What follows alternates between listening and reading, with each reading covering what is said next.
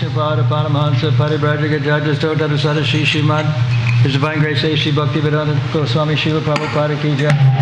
Jayam Vishnu Pada Paramahansa Paribrajaka Judges Totata Sadashi Srimad His Divine Grace Srila Bhaktivedanta Saraswati Thakur Maharaj Shri Prabhupada Ki Jai. Ananta Koti Vaishnava Vrinda Ki Jai. ISKCON Founder Acharya Srila Prabhupada Ki Jai. Namacharya Srila Haridas Thakur Ki Jai. Prem Jagaho Sri Krishna Chaitanya Prabhu Nityananda Sri Advaita Gadadhar Sri Vasudhi Gaur Bhakta Vrinda Ki Jai. Shri Shri Radha Krishna Go Gopinatha Shama Kunda Radha Kunda Giridavadan Ki Jai. Shri Shri Vrindavan Dham Ki Jai. Shri Shri Navadvip Dham Ki Jai. Shri Shri Mayapur Dham Ki Jai. Shri Shri Jagannath Puri Dham Ki Jai. Tulsi Devi Ki Jai. Bhakti Devi Ki Jai. Ganga Maya Ki Jai. All glories to these simple devotees. All glories to these simple devotees. All glories to Shri Shri Guru and Shri Gauranga. Narayanam Namaskritam Naram Chaivam Narotamam Devim Saraswatim Jasam Tato Jaya Mudirayat Nasta Prayeshu Abhadreshu Nityam Bhagavata Sevaya Bhagavati Uttama Shlokir Bhaktir Bhavati Naishtiki. Reading from the Srimad Bhagavatam, 3rd canto, 6th chapter, text number 40, correct? Yes. Yato Prapya Yavartanta Vajas Cha Manasa Saha Aham Chanya Ime Devas Tasmai Bhagavate Namaha Yato Prapya Yavartanta Vajas Cha Manasa Saha Aham Chanya Ime Devas Tasmai Bhagavate Namaha Yato Prapyan Yavartanta Vachascha Manasa Saha Aham Chanya Ime Devas Tasmai Bhagavate Namaha Yataha, from whom? Aprapya, being unable to measure. Nivaryanta, cease to try. Vachaha, words. Cha, also. Manasa, with the mind. Saha, with aham, ahamcha, also the ego. Anye, other. Ime, all these. Devaha, demigods. Tasmai, unto him. Bhagavate, unto the personality of Godhead. Namaha, offer obeisances. Translation by Srila Prabhupada. Words, mind, and ego, with their respective controlling demigods, have failed to achieve success in knowing the Supreme Personality of Godhead. Therefore, we simply have to offer our respectful obeisances unto him as a matter of sanity. Purport by Srila Prabhupada. The froggish calculator may raise the objection that if the Absolute is unknowable, even by the controlling deities of speech, mind, and ego, namely the Vedas, Brahma, Rudra, and all the demigods headed by Brahaspati, then why should the devotees be so interested in this unknown object? The answer is that the transcendental ecstasy enjoyed by the devotees in delineating the pastimes of the Lord is certainly unknown to non-devotees and mental speculators. Unless one relishes the transcendental joy, naturally one will come back from his speculations and concocted conclusions because he will see them as neither factual nor enjoyable. The devotees can at least know that the absolute truth is the Supreme Personality of Godhead Vishnu. As the Vedic hymns confirm, Om Tad Vishnu Paramam Padam Sada Pasyanti Suraya. Bhagavad Gita 15:15 also confirms this fact. Vedaisha Sarvaya Aham Eva Vedya. By culture of Vedic knowledge, one must know Lord Krishna and should not falsely speculate on the word aham or, quote, I, end quote. The only method for understanding the supreme truth is devotional service. As stated in Bhagavad Gita 18:55, Bhaktyamam abhijanati yavanyash chashmi tatvarha. Only by devotional service can one know that the absolute truth is the personality of Godhead, and that Brahman and Paramatma are only his partial features. This is confirmed in this verse by the great sage Maitreya. With devotion, he offers his sincere surrender, Namaha, to the Supreme Personality of Godhead, Bhagavate.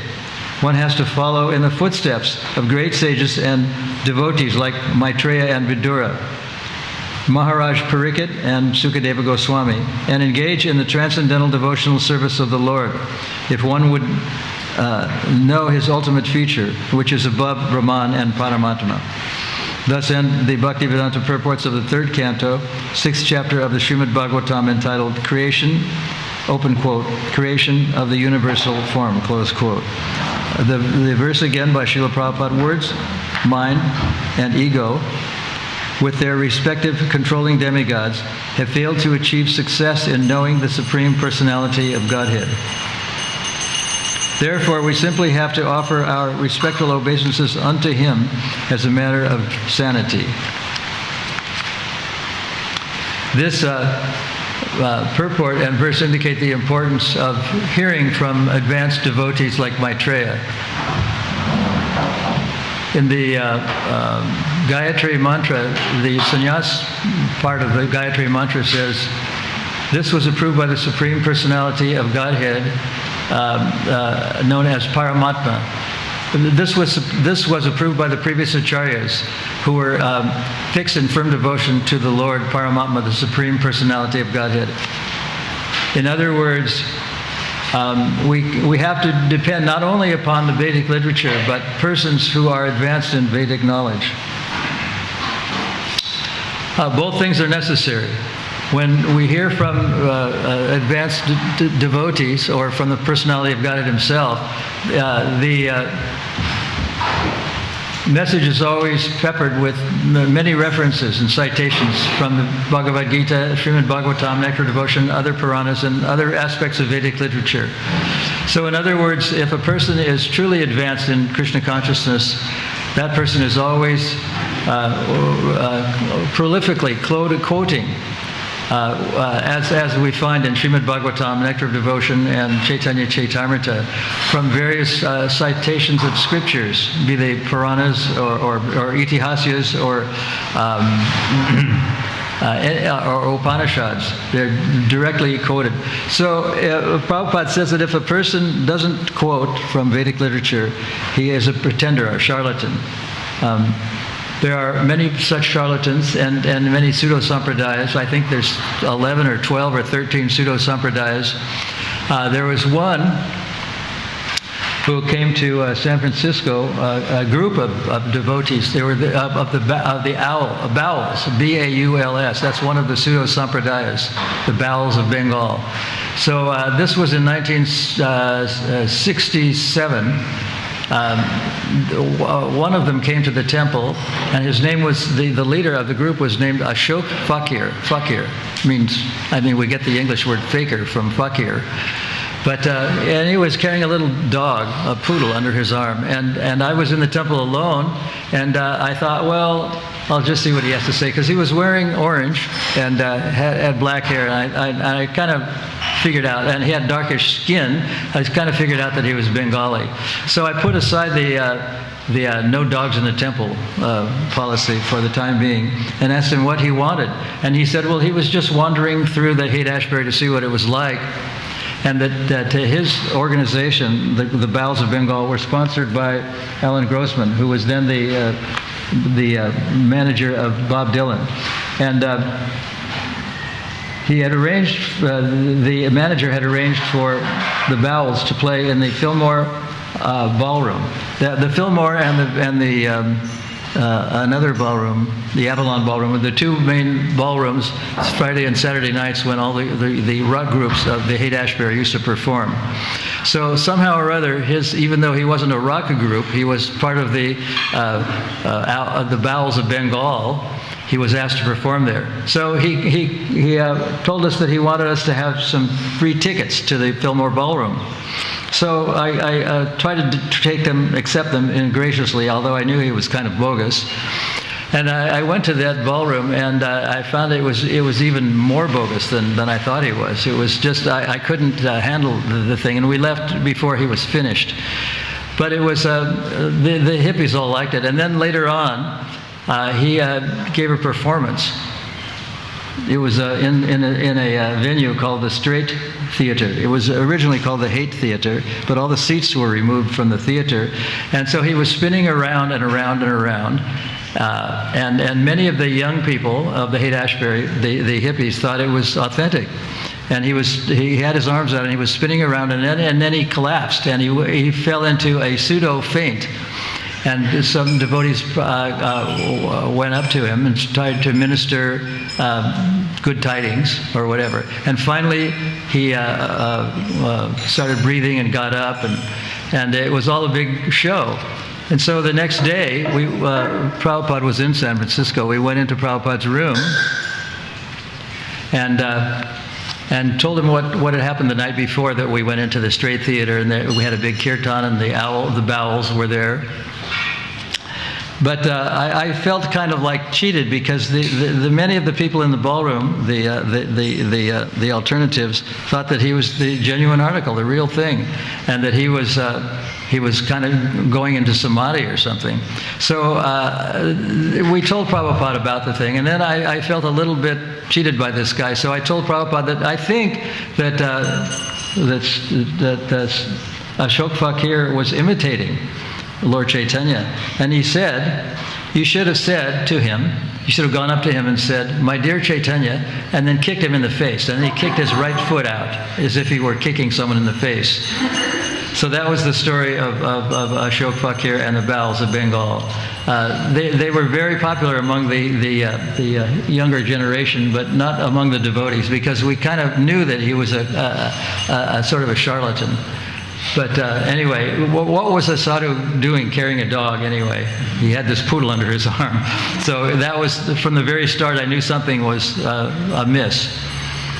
But it's very important to know that we have to learn from Mahajans, and Mahajans like him. He wasn't really a Mahajan, but like there are many people who concoct philosophies based on their experience, and they're not necessarily quoting from Vedic Shastras. So even Lord Chaitanya and very advanced devotees that lived at that time were constantly quoting from Vedic Shastras. And Prabhupada says that if they don't do that, then we have to question them sincerely and see if they're the real thing or if they're just faking. So there are 12 Mahajans that are very important: Narada, Shambhu, Komarajana. There are 12 Mahajans, and one of them is Bhishma, one is Prahlad, and we are to take instruction from those people. And those people are always either they're quoting from Vedic literature or they're acting in a way that's consistent with Vedic learning. Yeah.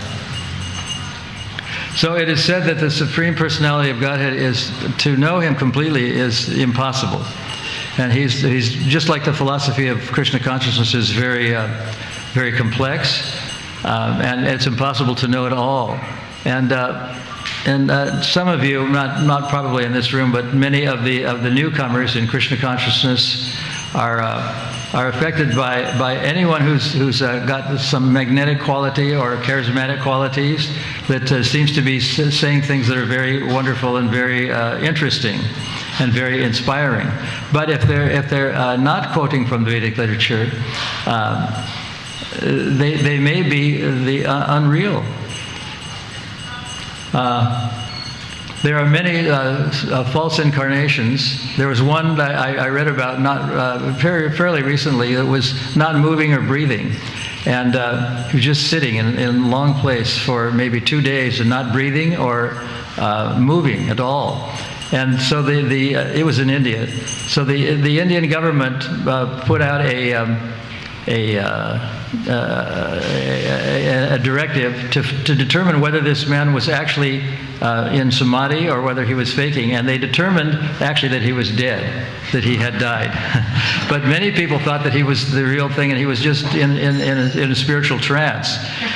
So that happens quite often. There are many people who pretend that they're God, but they're not. And so Prabhupada has told us that if we meet such a person who's pretending, we have to find out if he can do incredible things. Like Lord Chaitanya lifted Govardhan Hill when he was only 5 or 6 years old, and held it on one finger. So that is the part of the great actions that the personality of Godhead can perform. And unless the pseudo incarnation can do impossible acts, can do impossible feats, then he can be known as a pretender. And it's also said in the purport that only by devotional service can one come to know about Krishna.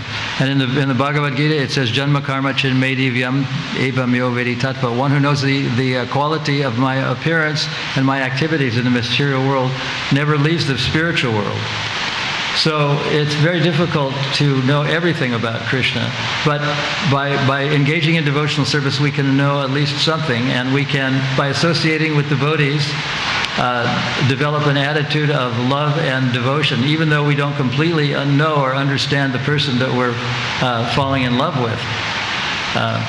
So this is the nature of Krishna conscious philosophy and the Krishna conscious person, that there's a depth to this philosophy. It's very complicated, and even we learn that there are instances where demons are become devotees and devotees become demons. There was the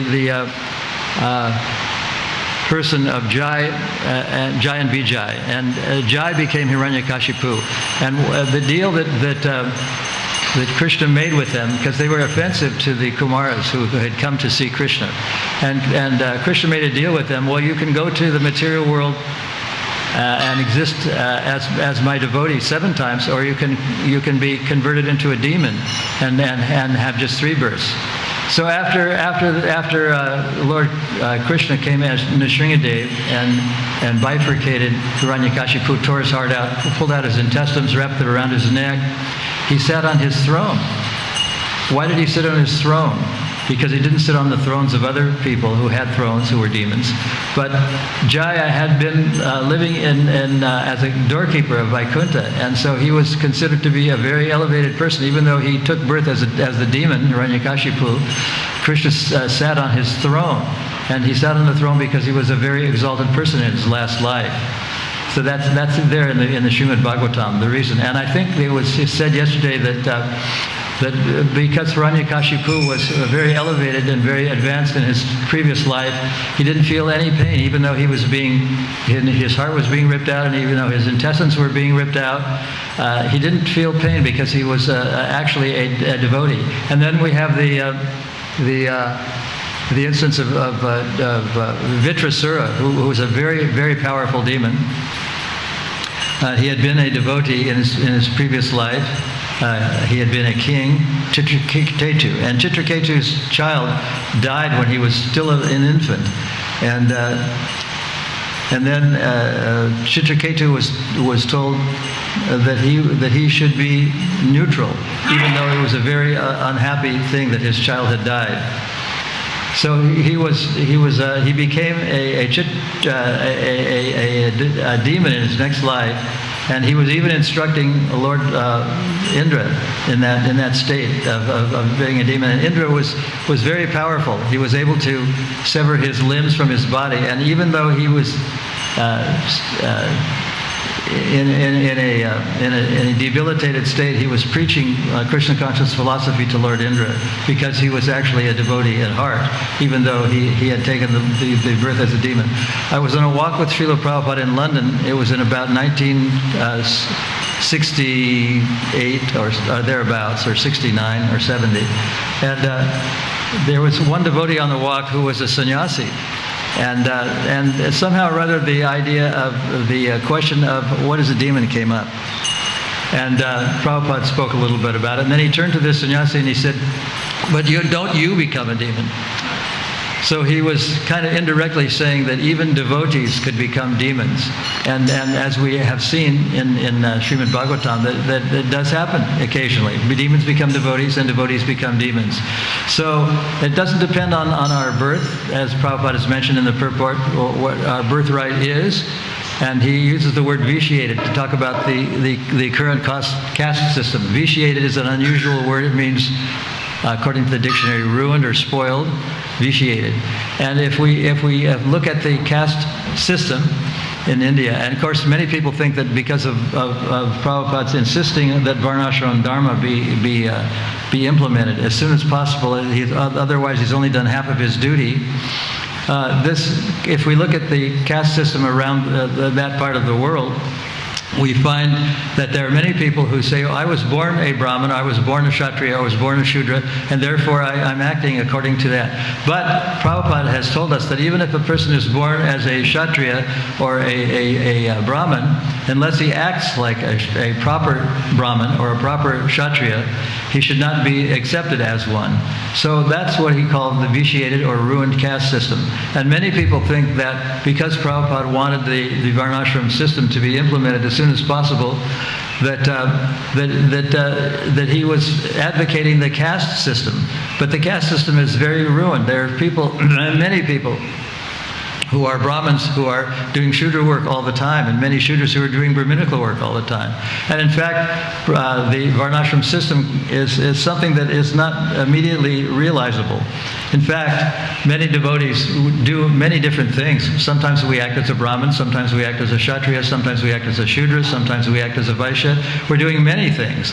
But as society is properly divided, the Shudras act as Shudras, and the Brahmins act as Brahmins, and the Vaishyas act as Vaishyas. Prabhupada has told one story that Giriraj memorized about a Vaishya who was a very wealthy Vaishya. And somehow or other, he had lost all his money. And he went to a Brahmin and he said, now how can I regain all of my lost wealth? And at that time, there was a plague going on. And the government was helping people regain their wealth by giving money to things that they turned in. And this Brahmin said to the former Vaishya, that he said, you see that rat out in the street? If you turn that rat into the government will give you money.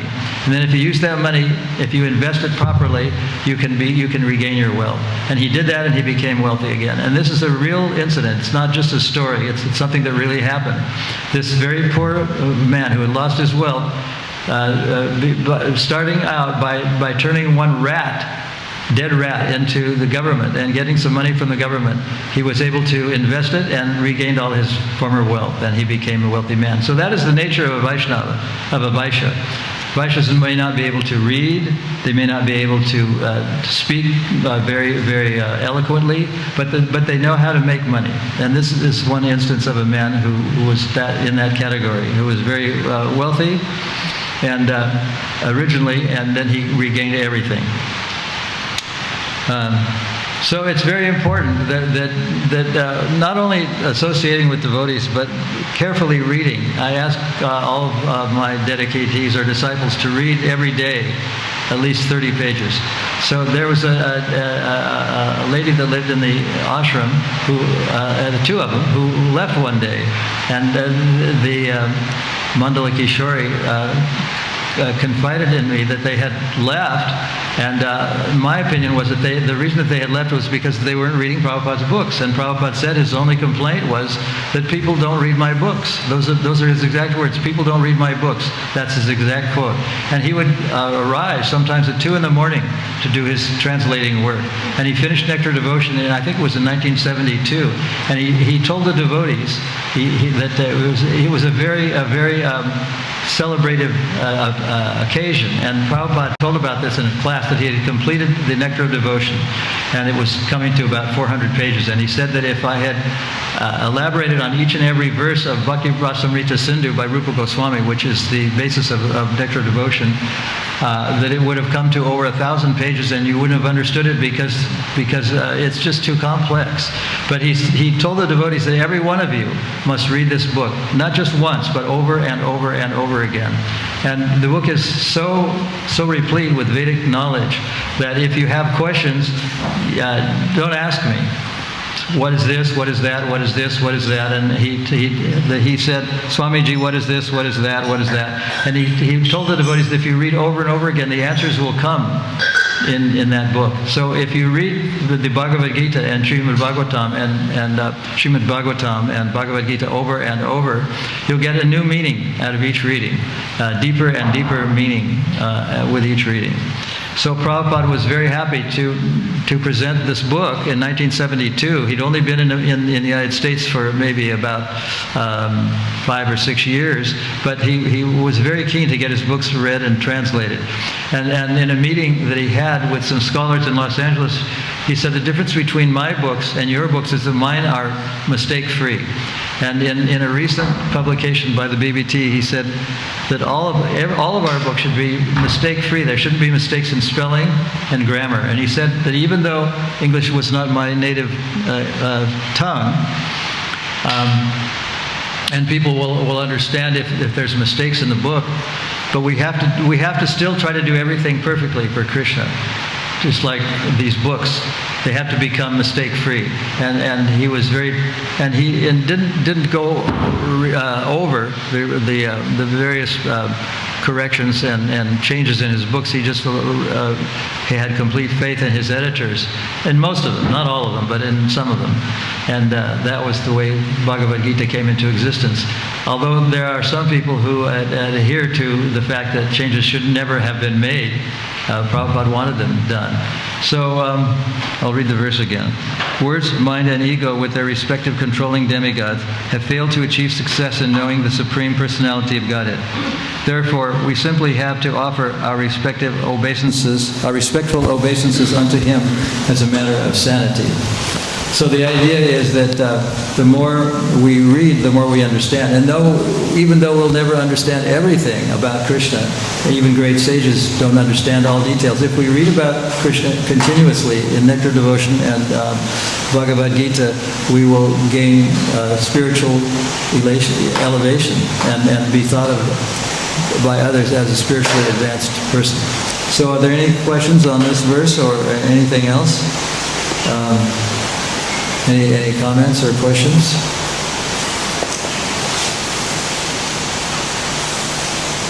Okay, we'll stop then. Hare Krishna.